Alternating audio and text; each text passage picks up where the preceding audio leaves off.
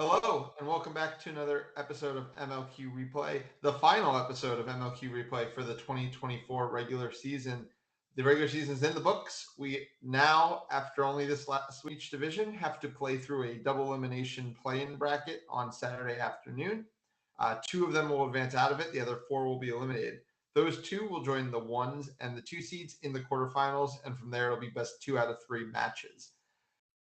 The way that the teams are seeded into the quarterfinals has to do by division strength, and division strength is based on an equation based on last MLQ championships performances. Last season, actually, all three divisions tied in points, so it went for highest finishing team. The Austin Outlaws, having won the championship, made the South the strongest division.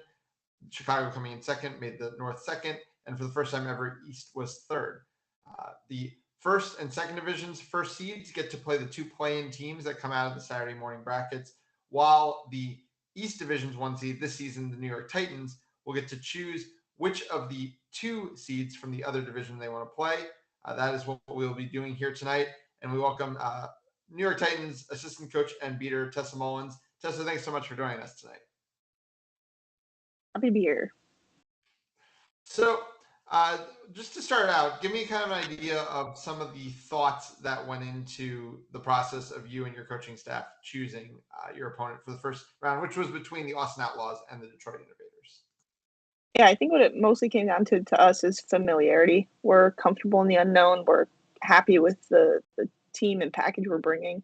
And so the decision we're making is guided significantly off which side has less familiarity with us and has less of an opportunity to prep for us, just given, how circumstances have fallen the last couple of years and which teams we've played recently.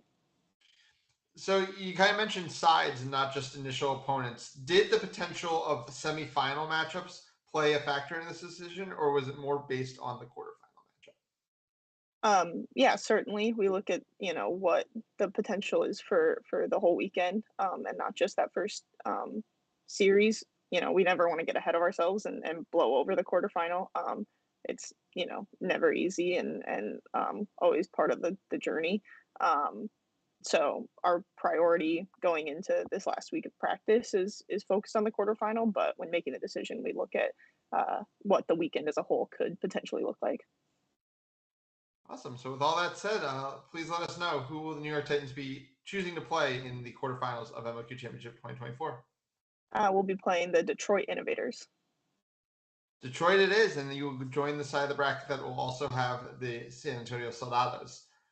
Tessa, thank you so much for taking the time tonight, and best of luck to you guys at Championship. Thanks.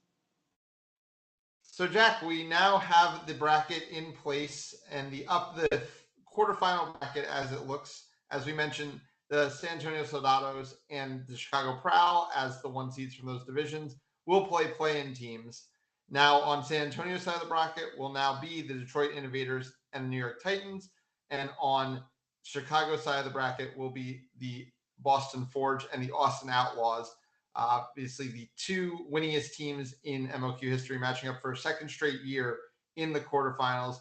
Jack, what do you think of the decision? I think it's a decision a lot of people expected, but what do you think it kind of says for this championship and what this bracket's going to look like?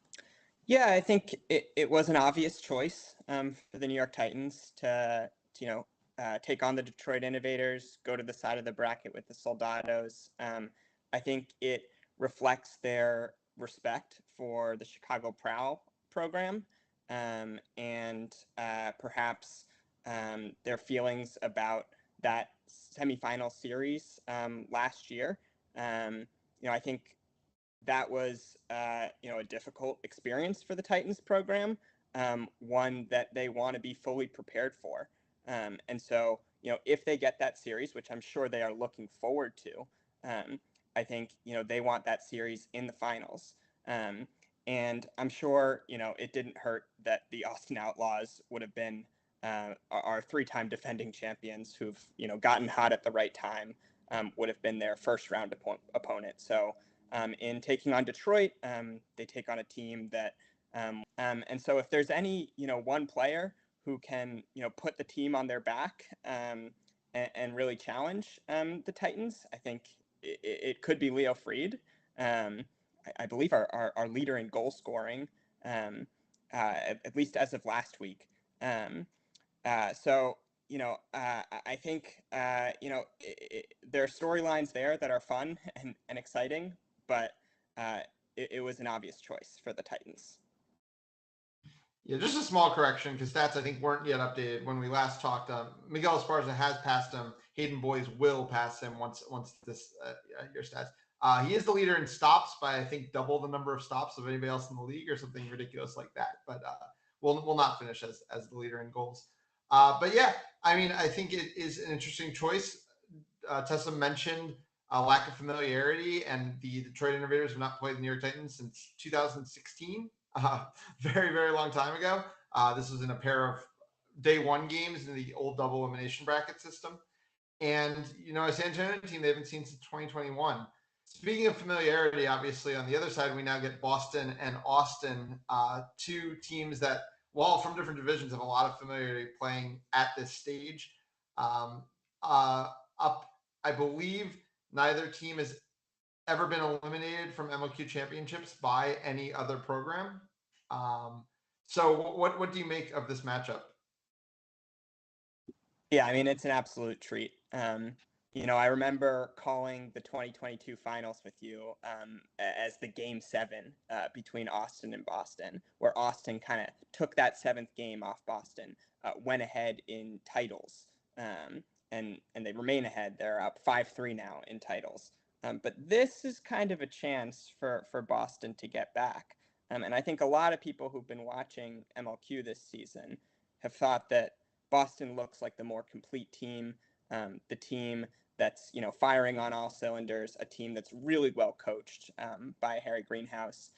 So, they're going to be ready, even though, they haven't beaten Austin in a while. I believe since 2019 was the last time the Boston Forge managed to take a game off Austin, even though they've played every year. This is a real challenge for Boston. It'll be time to put up or shut up for the Forge. Final, so plenty of juicy storylines to be had there as well. But I think that's enough talk about the upper bracket because I think a lot of this week's games told us more about the play-in bracket, both in terms of who's going to be there and what these teams are going to look like. We had a lot of teams that will be in the play-in bracket in action this weekend. We're going to start in the South Division, kind of the marquee matchup. KC hosting in the Cattle Dome, needing to sweep League City to grab the final bid from the South Division, and they do it. It wasn't easy. It was a fight to the death. League City was on game point in game 2 for a number of possessions. They even led while on game point. KC had to come back to win that one. The last game was a little bit more comfortable. The scores were 165, 120, 150, 145, and 195-90. Jack, we've kind of seen a rough version of the KC team, I feel like, for the first 9 games. I think there's some disappointment for a team we were very excited about, and coming out 1-8 in those 9 games. What impressed you about the KC that we saw this weekend that completed the sweep and made their way to MLQ Championship? Yeah, I mean, first off, this was an instant classic. This was a great escape for the Kansas City Stampede. In like international soccer, teams that are about to be relegated sometimes, will put together a run at the end of the season to avoid relegation, and people will call it a great escape. That's what this was for the Kansas City Stampede. And it's kind of who we thought the Kansas City Stampede were going to be at the beginning of the season. Once they get, a couple of key pieces back, number one, Riley Usami. Wow, I loved the decision of the coaching staff, not to necessarily turn the reins of the entire offense over to Usami. Usami was playing in a more supporting role, off keeper Ryan Mejio, behind the hoops, on the wings. I thought that was perfect. And Usami was really able to, attack the weaknesses in the League City Legends defense, pretty much right off the jump from brims up. I thought, that was, the biggest difference between, wins and losses, because, this Kansas City Stampede team has been close in a couple of series, and they've just lacked that edge, that experience. Even from a young player like Ryo Usami, he's been there, he's done that, he's scored at the MLQ level, knows how to make a difference in a game. And I think, that's what we saw, and I think they're going to be really dangerous in the play-in bracket. Yeah, what I love about this team now that they have their full roster is how deep they are and how much they trust the line after line. I spent a lot of the early part of this series being like, oh, right, they have Aaron Stout. Oh, right, they have Chanon, who's just off of a USQ title. And, it was just wave after wave. And obviously, League City's top lines, we've talked about, are very talented. Hayden Boyce is one of the best players in the league, bar none. But I think it was the way that Kansas City was able to just keep a deluge of talent over and over and over again, lines of USQ champions and USNTDA. And, it was just everybody providing. We don't have the stats in front of us yet, unfortunately. I'm sure Mejio was the leading scorer, but contributions just up and down the field on offense and on defense. It was fun to see. And I think this team, they kind of bear down the big moments. They got some stops, and they didn't get rattled at any point. And this is a young team, so getting rattled definitely could have been, in their DNA there. And having to fight their way through that game two when everything seemed over because they gave up the catch after having a lot of time with the flag runner, and they could have kind of buckled at that point. And they kind of found the way to make a few defensive stops and, get some, easier goals. And it does seem like, they are a team that can both score in the half court and the fast break. Obviously, Mejio being a specialist there. And I think that's what's exciting about them, if they can bring that kind of a deep roster championship, the things that they can do on the offensive side. Yeah, and I totally agree about the depth and just the grit in those moments. So yeah, players like Jackson Herdade and Lauren Smith from Mizzou, who we're going to talk to in a second. Just we're coming up large, time and time again. And then from Creighton, maybe we've been desensitized because it happens every year. But Ryan Mejio is hands down the best rookie in the league right now. This is been an insane performance from Mejio. He's playing, like one of the best keepers in the league, and looks like the future of the keeper position, for the U.S. national team right now. I would go that far. The combination of size and strength on the ball, and the decision making is developing. There's a long way to go, but there's a lot to be excited about with Ryan Mejio as your lead ball carrier. Yeah, and you did mention Lauren Smith, and I feel like she's been so clean in her decision making. One of the things that I struggled with about this Kansas City team, and that includes Mejio, is they do give possessions away. They've done it all season, like unforced errors in possessions, just basic passes that are going awry. And Smith, playing on those wings, taking her space, making the safe pass when she needs to, or the more aggressive. She just took a couple in there, dunked them home on players in zones in this series. So, there's so much talent, and we haven't even talked about the beating. It was just kind of line after line. Lauren Curry, who has just become such a solid player, playing, up with the Minnesota club team, but then being back with the KC team. And this team is kind of clicking at the right time. I think you're correct. Obviously, they've always had one of the best home field advantages. They made it stand here again. Jumping over the other side of the ball with League City, obviously just a heartbreaking defeat. This is probably easily the best team to ever not qualify for MLQ championship. This is a team that beat Austin 2-1, that lost 3 next goal wins situations this season. They were 3 goals away from being, I think that would have made them a 6-6 team, like an easy qualifier for championship. And probably the 3rd seed, I think, probably ahead of New Orleans. And it's just heartbreaking that an offense that we saw all season that we were so high on, the high ball movement, we were talking up them as one of the offenses that we just really enjoyed watching all season. It wasn't there this weekend, and I think that's why they couldn't get because when games get tight, when you need those 1 or 2 goals, it ends up in a lot of half-court sets. You don't get those easy, fast break goals, and that's where they just didn't have what they've had all season, it felt like. Yeah, the ball movement just it wasn't quick enough. You got to kind of ping the ball around, or be doing something with it to really disorganize the defense. And I think they were really missing Swathi Manam, who was providing that width and spacing all year, and just kind of adept ball handling out on the wings. That was a big loss. Totally agree on Acosta. Like, he's not just a good story young player. He proved to be one of their most important players and central to their identity this season, as a team that could hit you on the counterattack. Yeah, it's deeply unfortunate. Like, this season for League City, was a roller coaster.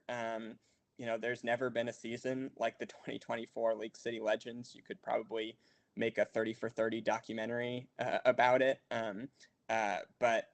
Yeah, ultimately they come up short, and I know this will only make them more hungry next year, and feed that desire to get back to the MLQ championships, because there's a lot of players who work really hard there, and they had a really encouraging season, a season that they will be able to build upon.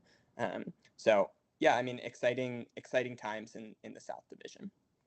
Yeah, I thought Manam was a great shout, because I do think a lot of the offense was running through her when it wasn't running through Hayden Boys. And I mean, Mallory Hughes also had a great season, but it felt like without Manam, she almost like was trying to do a little bit too much when she was kind of playing more within herself for a lot of the season.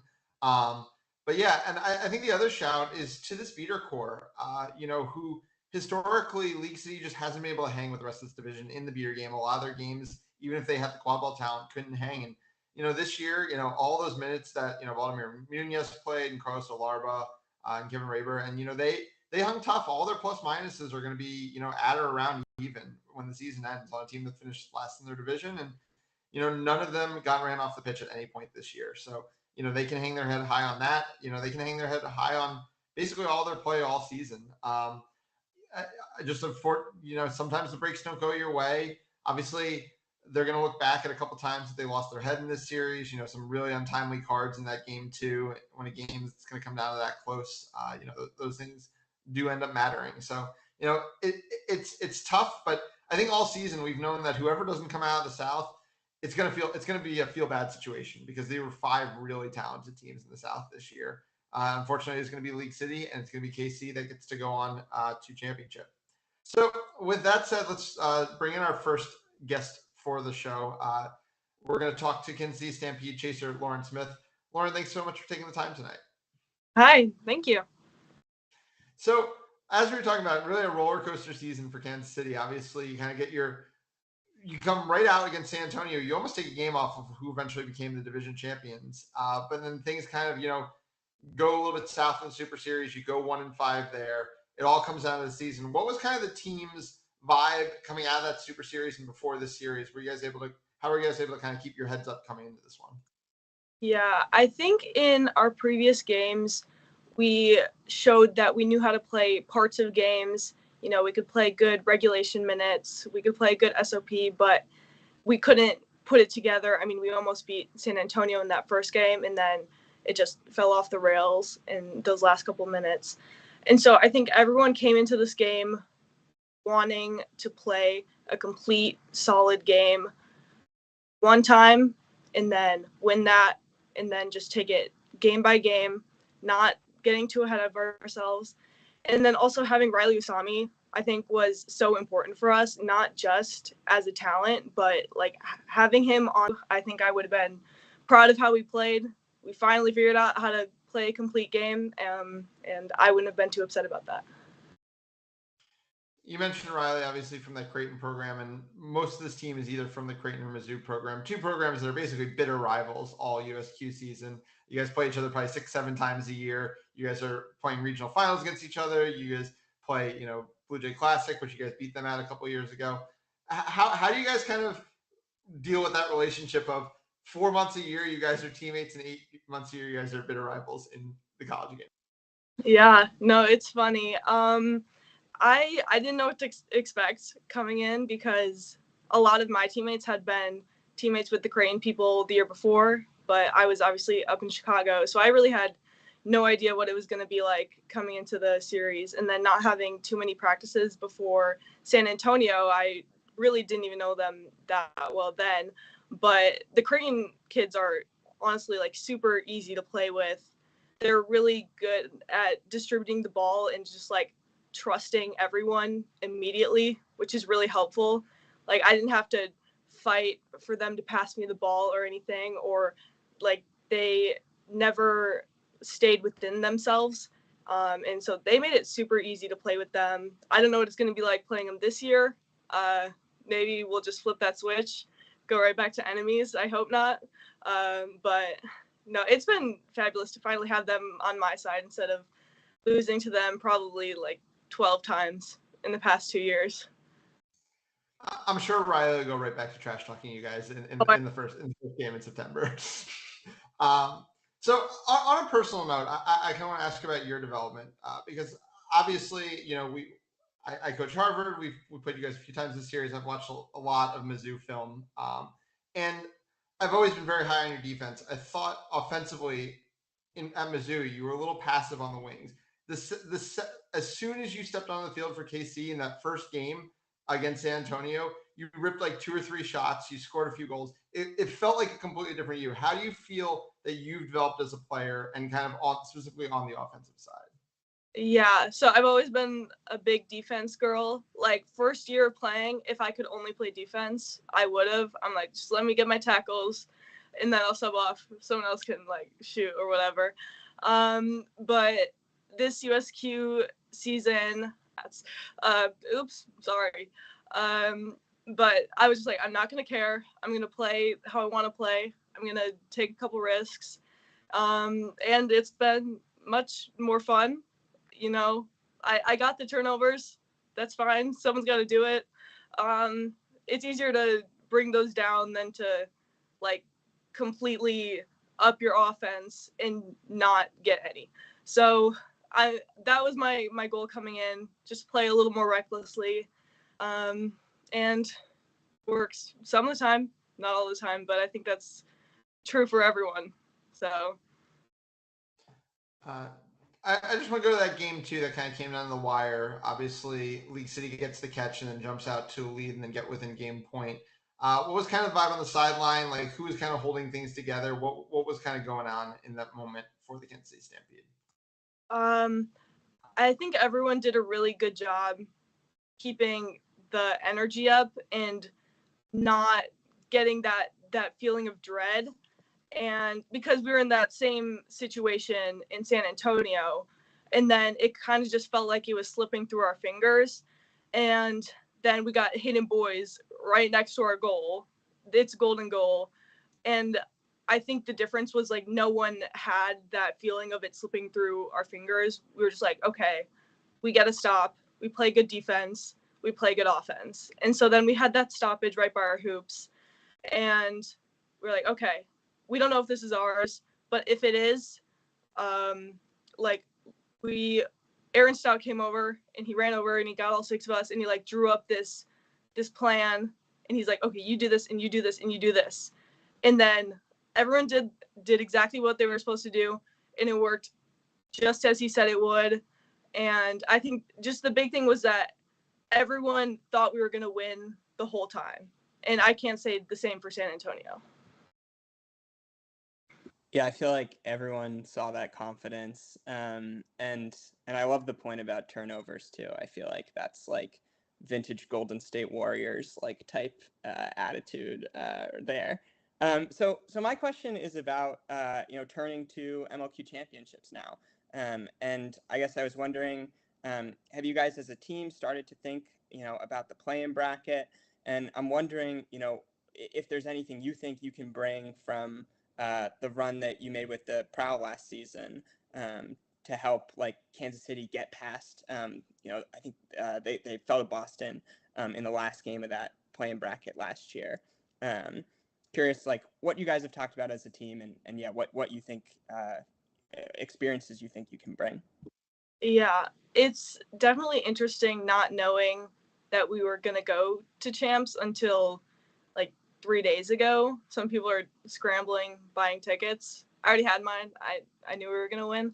But we're definitely just starting to get into, okay, who are we going to play and what strategies are we going to use? I think something that worked really well for us this past series was the in-game decision-making was where it needed to be compared to our other series. So now that we feel more confident making in-game adjustments, going from trees to 2-2, bouncing back and forth with what's working and what's not, will help us a lot in those playing games. And I've been watching film all summer. Everyone else has been watching film all summer, keeping tabs on the other playing teams. And I think we're all coming in with the confidence that we can make it to quarters and that none of these playing teams are way above us. And I think that we have this confidence from this series. We know what we can do, and that will help us carry the play style we had this weekend over into these other teams. Awesome. Well, Lauren, thanks so much for taking the time with us tonight. Best of luck to you guys at championships. We're looking forward to seeing you guys. Right. Thank you so much. So Lauren mentioned the other playing teams that they've been watching, and both playing teams from the North Division were in action this weekend. Whoever lost can get the 4 seed. And it was a competitive series for 2 games, for sure. Once Minneapolis kind of locked things up, game 3 wasn't as close, but 135-90, 160-120, 165-60. Jack, you had a chance to watch this Toronto team in that Chicago series the week before. Obviously, Toronto ended up with kind of a back-loaded season schedule-wise, but went right from that Chicago series to this Minneapolis series. And we were worried about some of the sloppiness, but we also talked about just how good that Chicago team was. What did you think of the Raiders team that came out a lot more competitive this weekend? Yeah, this was a much better performance from the Toronto Raiders on offense. To start there, they looked comfortable. They were moving the ball well. It was fluid. So that's great. And then the long range shooting was absolutely on point. I don't know if that's something they've been really drilling and working on, but wow, I mean they forced a change in the defense that the Minneapolis Monarchs were primarily running. They were running a 2-2 to start the series, and then went to hoops midway through game 1, I think, and stayed with a lot of hoops the rest of the series. And the Monarchs are a pretty tall team, so you wouldn't expect them to be that challenged with the 2-2, but Toronto was hitting those shots from really deep, and it's not always the highest percentage offense, but it can totally change a series, and it can make it's a good weapon for an underdog to have, and yeah, they hit their shots. So combined with the just greater ability, advancing the ball, supporting their teammates like as they were advancing and taking on pressure. I thought offensively, really great performance from the Raiders. For sure. And I think something that's been so important is that historically, when we've seen this Raiders team kind of go up against the top half of the North, we've just seen that gap in beater play that's just made the series is not very competitive. And I think back-to-back weekends, we've seen them play 2 teams who have historically done that to them, and it not necessarily be the case. They were able to at least create chaos, create a mix of Dodgeball was actually moving the ball around, something we haven't always seen from this team historically. Real good ball movement out to the wings and bringing it around, setting up those shots like you were saying. They were able to get out in transition. They were able to get dodgeballs on the ground. What's so disappointing for this Toronto team is that I feel like for a couple years now, and even at the beginning of the season, they had been looking so strong in the flag runner game, and then it just kind of disappeared at the worst possible moment, right when a couple grabs in games 1 and 2 could have really swung this entire series. Yeah, I agree on the flag runner game, and I wouldn't be surprised if that comes back at MLQ Championship. I mean, it's a small sample size. There's a lot of variance. but yeah, I mean, unlucky for sure. And I agree with the beaters on offense. I thought, the beaters were more coordinated with the chasers on offense, and that helped a lot offensively. On defense, I might disagree. I thought this was a bit of an underachievement by the Raiders beaters on defense. I thought, they have their style. It's very conservative. It's one of the most conservative styles of beating we see in MLQ. I think they sit very deep. They don't tend to press, a ton. And I thought Minneapolis was able to take advantage of that. I thought, there were times where the Monarchs beaters, who are very talented, like they have a deep beating core that is experienced and good. But there were times where they were kind of teeing off on the Raiders beaters, who were just sitting deep. And the Raiders were, able to keep a dodgeball, somewhat close to the play, but I thought it was a little bit too much on the back foot and flat-footed, and they weren't using their defensive possessions as much as they could to put pressure on the Monarchs offense and create like counterattacking opportunities. So I think that's an area that the Raiders can target for growth heading into champs. Right. But then on the Minneapolis side, even with, maybe those beaters, being a little bit more out of the play, one of the things that concerned me, Minneapolis has switched to primarily a diamond offense after we kind of, were criticizing that square we were seeing earlier in the season in that Chicago series. And it is opening up a lot of space. And, they're playing Max Meyer in that center point. And my only critique is that that point in my mind of a diamond offense is not going to score most of the goals. But that point can create so much gravity. And Max Meyer is creating all kinds of gravity. He would take like 2 defenders at a time, but then he wasn't necessarily looking to be a pass first off of that all the time. Like there'd be times where he would, make a cut, draw both top Toronto defenders, and sometimes even the eyes of the hoop defenders. And then, Emma Persons or, Sobchak would try to kind of, sneak into a hoop, and then he wouldn't see that pass because he's kind of like in that scoring modality. And I shouldn't say that top spot doesn't score. That top spot does. It doesn't usually score without some passing is what I should say. And I just want Meyer to either be looking to be pass first in like a drive and dish style, or to get some passing going in the offense before things going. I think that made them not capitalize offensively as much as they could have. Yeah, again, I mean, I saw the same thing that you were seeing, but I really loved Meyer, at the top of that diamond, offense, and I thought he had one of his, best series, in a really long time. I thought, especially in game 3, I think, he kind of put the team on his back, and yeah, I mean, typically you wouldn't want to have your main ball carrier at the top of the point, but Meyer is just so elusive, like can get around tackles, and just kind of creates some chaos, and it's really challenging for the defense to deal with, his speed and shiftiness. So yeah, I thought it was like a vintage. Minneapolis has been a team that's historically been able to catch flag runners, and they haven't been doing it this season. I believe these are catches 2 and 3 on the year for them, or maybe like 3 and 4. But and that's something that's been a part of their identity for so long with the seekers that they've had. And when they made that incredible run last year through the play-in bracket and beat Boston in the play-in bracket, that was all at the heart of it, this ability to catch flag runners. So it's good to see them playing better, beating play around the flag runner and also catching some. I hope to get that confidence going into what's going to be another dogfight of a play-in bracket. But yeah, let's bring in our second interview of the night. We're going to bring in the head coach of the Toronto Raiders, Sinan Kader. Sinan, thanks so much for taking the time tonight. Thank you guys for having me. Good to be live. Awesome. So, like we said, it was a very condensed Toronto Raiders season when all was said and done. You guys played all 4 series in, I feel like, about a month. You can correct me if I'm wrong, but about that.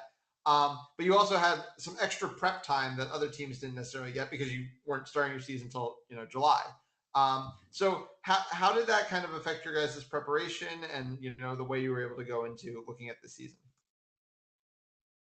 Yeah, I've never played back-to-back series before in my MLQ career, so it was really tough, and it didn't require, because for example, other series you can focus on one opponent and working your skills accordingly, but here it was more of like a general reflection of what went right, what went wrong in the first two series, and kind of both individual and team development. So we didn't really focus in on one opponent. It was more self-reflection, I would say. I wanted to kind of give you a chance, because historically, I feel like when the Canadian teams get talked about, they don't necessarily get talked on individual player levels. And I think, some of the big names definitely get known, Joanne and, Melchior, et cetera, but definitely probably not a lot of the role players in the way that key role players on other MLQ teams do. So I want to give you a chance to shout out maybe a couple players who maybe don't get as much recognition from the American side that have been big contributors for you this season. Right. I would say I can shout out four ladies on the chaser side. Two of our rookies, Lauren Matson and Maddie Micheski, have been amazing. Their development since tryouts has been really great to see. They take feedback really are really showing how big of veterans they are. Izzy's leadership in her communication is really showing, and Grace is really keeping the vibes up on the bench a lot, which actually was one of my goals going into the season. So yeah, I'm really, really lucky to have them on the team. I love all four of those shout outs because they've been doing great work all season, and the stats are showing it. But it's so good to have you live, Sinon. Earlier in the season, you joined us for the episode that had a bunch of technical difficulties, and we published the transcript as we published the interview as a transcript, but people might not have seen it, as much. One of the things you talked about in that was taking over for Michael Howard at head coach, and while Howie was more of a defensive minded coach, you were trying to focus on the offense and get more fluidity into the offense. So I wanted to check back in and ask you about how, to me it seems like you've made a lot of progress there, and this series was a testament to that. But yeah, curious what you've been seeing as head coach, that on offense. Do you feel like you've made that progress? Oh yeah, there is definitely a lot of progress, as you mentioned. Maybe against such a tough defense like Chicago, maybe we weren't able to show it, but against Minneapolis, you guys were able to see that. But I think there's even more way to go, and we do have the potential to do that, and because we have a lot of amazing goal scorers, and we are such a fast team, and we're making a couple rookie mistakes, a couple easy turnovers to clean up. But there's even more way to go, I feel like. But I'm very, very happy with the progress so far. Then you might have heard us talking about, the shortcomings in the seeker game in this specific series. And for a few years now, Toronto's been very good in that aspect of the game, as we've talked about. The Chicago series probably had its, asterisks in that, the games were not very close. You had to try to find ways in the game. Maybe you couldn't dedicate beaters necessarily to the flag runner. But what do you think didn't work out exactly in this series? I mean, it's a mix of a couple factors. The flag runner was, a former Raider, and we are familiar with their game. They were very good in the QC regular season, so we just decided to go defensive, and then we honestly weren't expecting a Minneapolis catch. But still, there was some miscommunication in the beater game about where to put the beaters in the seeker game versus the quadball game. And also, not only our familiarity with the flag runner, their familiarity with our seekers as well. So they know what our seekers' tendencies are, how to stop them. So what we thought was an advantage, it's a double-edged sword, I guess. It also turned into a disadvantage. But we do have the advantage portion of it going into the championships. I feel like because we are familiar with the American flag runners more than they think. We have a lot of quote unquote nerds on the team that do their research, do their homeworks a lot, and they don't know our flag runners at all. Sorry, they don't know our seekers at all. So just like Jackie was saying, we're looking to bring that back going into championships. Yeah, I actually have always felt on the side of the coin that a lot of teams worry about like bias when a flag runner knows seekers know a flag runner better. I always think that favors the flag runner. I think flag runners always, in the long run, start to win out over seekers because they. Unfortunately, I agree with you. So I just kind of want to ask you a general question. As someone who's been involved in this program, kind of what's kind of like for this program to kind of go from 8 months of just playing within Canada, playing against each other, and just seeing the American game on a 4-month, cycle with some different rules and also obviously with very different personnel. It's tough. That's honestly one of the points of a lot of American players have the chance to develop their game and try new things a lot more in the USQ season, and then come to MLQ already prepared, ready to show what they worked on. But we feel like this is the biggest development opportunity for the Canadian teams, and this is the greatest opportunity for us to play someone that we're unfamiliar with. So I guess that is the biggest difference, that we don't necessarily get as much preparation or as much development opportunity in the QC season. The rule changes are not that big of a deal, honestly, but it's just the league itself. USQ is just on another level, even on a global level. So we are just happy to be in MLQ and playing against these American teams. Yeah, and Jack and I come from a period of time where the leagues used to intercross, and also there's a lot more fantasy. And hopefully, with USQ's move to the model of having more fantasy type tournaments in the fall, maybe more opportunities will exist for you guys. That'd be awesome to see. My last question. We're looking into that. Oh yeah, Sorry. Awesome. No, yeah, by all means. So my last question is just about championships. Toronto's never made it out of the lower bracket. It's going to be a competitive year. What are you guys kind of looking at as goals kind of going into this tournament in a couple weeks? I feel like this has been such a big rebuilding year for us, even though the number of rookies we have is not necessarily significantly bigger. Talk to some of the players how they prefer to receive feedback, and the lines getting familiar with each other.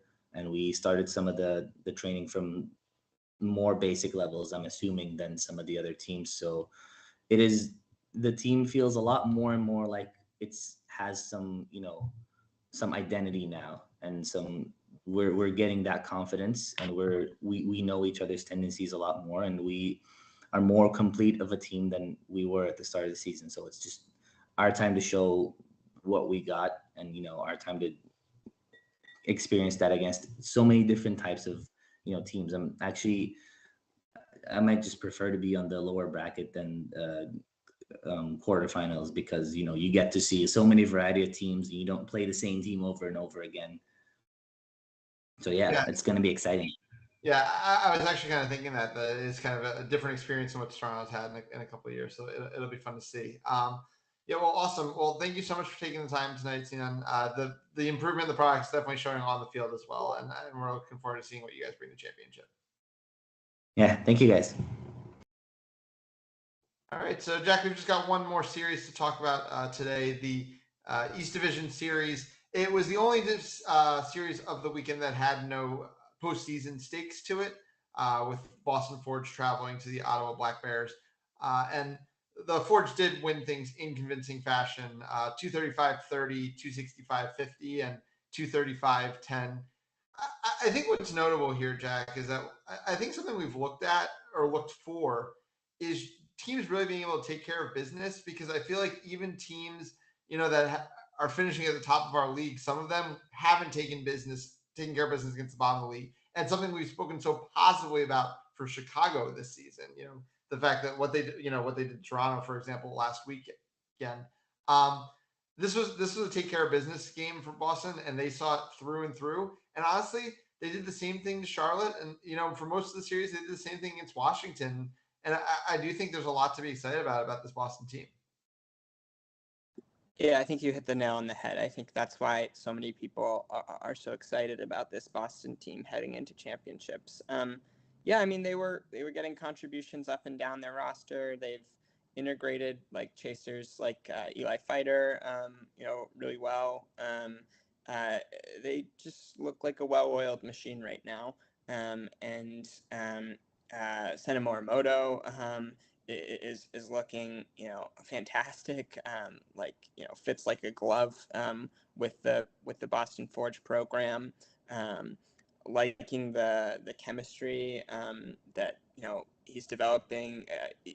With his line mates. Yeah, and the beaters. I mean, come on, this is a ridiculous group of beating talent and beating experience. I don't think we've ever seen a beating core that's as deep and experienced as this Boston Forge beating core. When you have Aaron McCready on your third line, one of the best beaters in the world. That's a luxury for any team. And so yeah, I think if they get if they can make a run, it'll be a credit to the system that they've installed on offense, and this like historic group of beaters. Yeah, I'm excited to see what they do at championships. I don't know if we've ever had a team quite like the 2024 Boston Forge, like coming second out of the East Division and looking like a real threat to take the title. Yeah, it would be kind of unprecedented. I don't think a second place team has ever reached the finals. A second seed team coming into championship. Sorry, besides New York in the first ever season of MLQ, that is the exception. But there was only a 2-division league that year. But yeah, and then on the Ottawa side, I don't think this is the series that they had circled on their calendars that they were going to be able to give the tightest games. I think they had a lot of success in that Super Series against Charlotte and Washington, and it's something to hang their head on. This is an extremely young team this year. This Carleton core, I mean, we've gotten to watch them play. Players like Udoku Wadike and so many other players that are young that are playing the first time in the Americans. And the way we were talking just to Sinan, it takes some time to kind of get used to that again when you don't have the cross-border play that we were once accustomed to a decade ago. And maybe those opportunities will open up more for these younger players because the potential is there, but when you're going up against someone who's like Max Alvin and Louis Shu, who have 15 years of quad ball IQ each, and they're thinking 20 steps in front of you, it just starts becoming very hard to play the game of quad ball. Yeah, and I'll add one thing. This team is they've been able to bring to a series, and two, it's a chance for a lot of these young players most likely to play in front of their friends and family and show what they've been working towards all season. So a couple players that I'll highlight. Zach Reichen in the beating game, I thought was doing some really positive things against just an incredibly tough opponent. I liked a couple possessions of 1.5 that he was running. I believe with Emily Naftel, who had a stellar series as usual. And then Aya Tessier in the chasing game, I thought she really was challenging the Boston Chasers at the hoops, playing aggressively, and those are both young players with the Ottawa Black Bears program. So I think they have a lot of room for growth, and this could be the beginning of something for the Black Bears. It seems like the Carleton program has really been producing a lot of talent the past couple years, and that's something that American quad ball fans, even those who follow the college game closely in the U.S., might have missed entirely. So it's really cool to see that. Emily Naftel, since there are 3 on the team, to be both one of the best players on the team, playing out of your historic position as a beater and also the head coach of a young team that needs a lot of development, really speaks to what they're able to accomplish here this season. So a lot of credit to Emily. But yeah, I mean, a young team. I know historically Ottawa sometimes unfortunately lost players to like the Toronto area, and most recently Nathan Reed did make that switch, a former coach of this team. So hopefully some of these players do stay home. They keep developing with their university.